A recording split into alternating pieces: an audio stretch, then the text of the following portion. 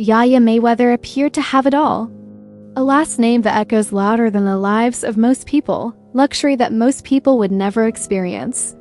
Additionally, her existence feels like a dream because of her closeness to power and celebrity. She completed school with ease and at the age of 15. However, she decided to wait until she was 18 to accept, rather than walking the stage at that time. Her diploma before the audience. Books are smart, no question. However, some people have been wondering lately if her mind is so sharp, why does her heart act so rashly? What's actually happening underneath that keeps dragging her into trouble? There was a girl who chose to love a man that the internet deemed a degenerate. Despite all the glamour, wealth, and the appearance of a sheltered existence, you miss it. Best friend, you're not a degenerate. YaYa fell in love with none other than Baton Rouge rapper Contrell Deshawn, as the rest of the world gaped in shock. Golden and NBA. YoungBoy are more well known. Some referred to it as a phase, while others described it as an impending train crash, particularly considering that when YoungBoy added YaYa to his harem, he was already the father of several children by several other women. Not the fucking harem, you play too much, best friend. We're delving deeply into Ya's inner world today from a psychological standpoint. Mayweather's complex relationship with continues. Drawing her back in, late in 2018, YaYa and YoungBoy began dating. He was already a father to 4 children by that time, and he was expecting a 5th child with Janie Michelle, his erratic girlfriend. Later, the little boy accused Jania of giving him herpes. However, that is a tale for another time. Another day. Neuroscientists claim that the human brain does not reach its full potential until approximately age 25, especially in regions related to impulse control and decision-making. When YaYa and YoungBoy, then 19 years old, started dating in public, she was just 18 years old. She has a prefrontal cortex that controls both emotional and logical judgment, was still being developed. Although it doesn't justify everything that transpired, it does help us realize how flimsy her world's foundation might have been when he joined it and vice versa. YaYa's family history adds to the tragedy of her story. Her Floyd Mayweather, the father, is a world-renowned boxing champion. But fatherhood and celebrity aren't necessarily related. It's important to consider what kind of emotional currency was traded in exchange for his financial support of her. Dr. Linda Nielsen's research on father-daughter connections demonstrates that daughters are more prone to suffer from low self-esteem and unstable romantic attachments if they believe their fathers are inconsistent or emotionally unavailable. In other words, Floyd, a father who is preoccupied with creating his legacy, might have unwittingly caused his daughter to become emotionally bankrupt. John Bowlby first proposed attachment theory, which Mary Ainsworth later developed. It shows how early emotional ties with caregivers influence our tolerance, who we choose, and how we love. A strong sense of inadequacy is frequently internalized by daughters whose fathers are emotionally aloof or erratic. This doesn't always show up as clear-cut symptoms. Sometimes it takes the form of impulsivity, perfectionism, or an almost insane devotion to those who provide turmoil instead of consistency. Here comes YoungBoy, a man already dealing with legal troubles who is surrounded by numerous women, has a large family, and is known for volatility. He might appear to be the worst match to the untrained eye, but to someone who is inherently drawn to emotional instability, he might feel like home. Jania gave birth to his 5th kid in February 2019. In March 2019, there were rumors that YaYa YoungBoy's tires were cut. She refuted the allegation, but YoungBoy went on with Kodak Black's ex, and the duo seems to have taken a hiatus after that. He didn't acknowledge that she had cut his tires until months later, in December 2019, when his song Dirty Iyanna was released. Naturally, Iyanna is YaYa's legal first name. YaYa shared a video of herself and her mother enjoying the song on Instagram a few days after it was released, despite everyone believing it marked the end of their situationship. Interview.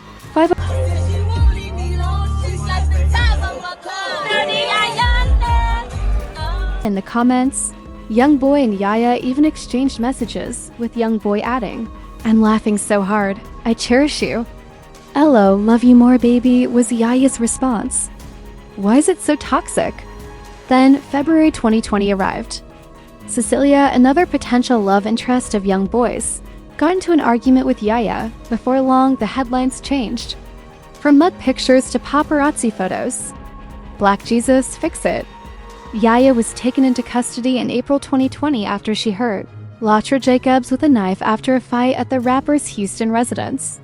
To understand how YaYa might reach the point of physical violence, you have to delve behind the surface of the act and into the psychological upheaval leading up to it. Dr. Dr. The nervous system is continuously triggered, and the brain's ability to make logical decisions is significantly compromised when an individual is stuck in an emotionally unstable relationship.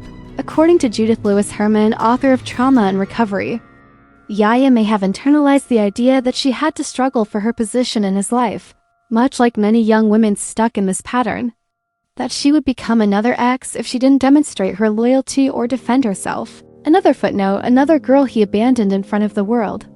None of this, incidentally, justifies the violence. Litra wasn't deserving of being hurt. YoungBoy made a decision to put the event behind him a few weeks later by including an animated picture of him and YaYa on the cover of his album 38 Baby 2. It appeared to be a daring, frantic move to the outside world. However, it probably implied something far more damaging to YaYa: verification.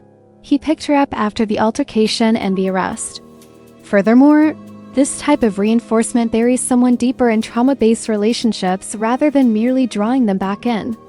The young boy's actions were a classic illustration of intermittent reinforcement.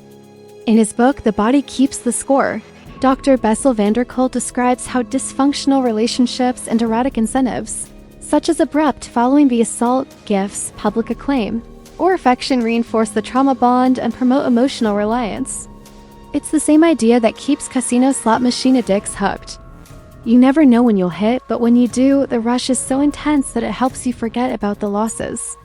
YoungBoy made a strong psychological statement following the violent episode by praising YaYa on the album cover. "If you defend me, if you put up with the I'll pick you pandemonium." It goes beyond simple manipulation. That's control based on rewards. Was YoungBoy aware of his actions when he raised her at that precise moment? We don't know. YoungBoy and his firstborn child's mother, Nisha Keller, brought a baby girl named Armani into the world in June 2020. Therefore, he wasn't just snatching up other women at the time. While dealing with YaYa, he was also putting his dangling in his exes and spinning the block.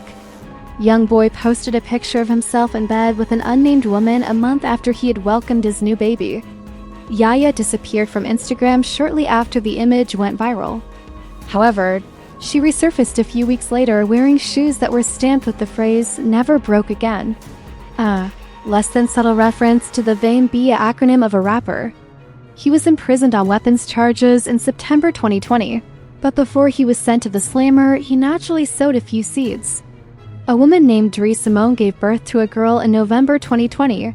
Then, 2 months later, in January 2021, YaYa gave birth to Kintrell Jr., the little boy's 8th child. Black Jesus, fix it. Floyd is utterly enamored with his grandson, who has also demonstrated a passion for boxing, and it's admirable that he took on the role of caregiver. In 2021, YoungBoy was placed under house arrest in Salt Lake City, Utah, as his legal troubles grew worse. Do you believe that prevented him from kicking someone? No way. His ninth kid, a baby girl named Alice, was born in August 2021 to his current partner, Jacine. Jacine then gave birth to his 10th kid, a boy named Clemenza. In September 2022, Clemenza, YaYa was placed on 6 years of probation in December 2022 for hurting LaPatra, YoungBoy's baby mama. In the latter part of 2022, YoungBoy took to the internet to express his wish to marry someone other than YaYa. In January 2023, he married Jacine in Utah. If you believe that marriage changed him, you're mistaken about turning into a suburban family man. If we talked about all of his ongoing legal troubles, we would be here all day. He was transferred to a halfway house in Arizona in March 2025 after serving time in federal prison as of this video. You would think that after everything that happened, YaYa would put her son's needs first and push aside any thoughts of a romantic relationship with him. All okay, but I got a query. Here, I'm putting up my hand. I'm going to raise my hand. In a halfway house, how do you co-parent with someone? What do you think that looks like? How do you accomplish that? Instead, some internet users speculate that she and YoungBoy may be seeing each other again. He astonished her in May 2025 with a new for her 25th birthday. a Lamborghini SUV. Days later, YaYa proudly displayed her new tattoo, a large, ancient picture of a young boy's face on her arm. Isn't he married? I have no idea why she did that. Where was her father? Where is Floyd exactly? Someone bring me my belt, kid. Even as he married, even as he outwardly moved on, and even as he fathered additional children, another lady, YaYa, chose to honor him with a tattoo. This was not a random act. It probably stemmed from a desperate attempt to maintain an emotional bond with him and to cling to the hope that, in some perverse manner, she was still his. We return to intermittent reinforcement with her acts. The brain is trained to want affection like a substance when it is offered irregularly rather than regularly. The times he picks her up, buys her a car, calls her, and shows her his attention are so strong that they triumph over all the times he is absent, neglectful, and betrayed. It will be said that she should have realized she had too much wealth, too many choices, and too much legacy to fall for a man like YoungBoy. However, trauma is indifferent to your father's wealth. And since you live in a mansion, abandonment doesn't pass you by. Additionally, there is frequently an implicit expectation on young black women like YaYa who are raised in the spotlight to appear unconcerned, put together, and devoted at all costs to stick with your boyfriend even after he publicly humiliates you. This isn't a romance. In this tale, a young woman tries to construct love from the broken parts she is given by clutching at them. A lady who grew up in a society where material wealth was valued more highly than feelings. However, nobody never gave her a sense of security. Because no one had demonstrated to her that there was a difference. She clung to chaos and mistakenly believed that suffering was passion. YaYa may still be saying YoungBoy. She may be unlearning the notion that love must be painful in order to be genuine, not because she is still in love or because she isn't aware of the truth. She must eventually cease reducing herself to fit into the uncertainty of others. She must decide that she is sufficient after glancing at her child in the mirror. Someone needs her whole being. A young spirit that observes everything, experiences everything, and eventually learns love from her own self-love. Because when you stop waiting for someone else to provide you with the closure you already deserve, that's when true healing starts. Healing starts.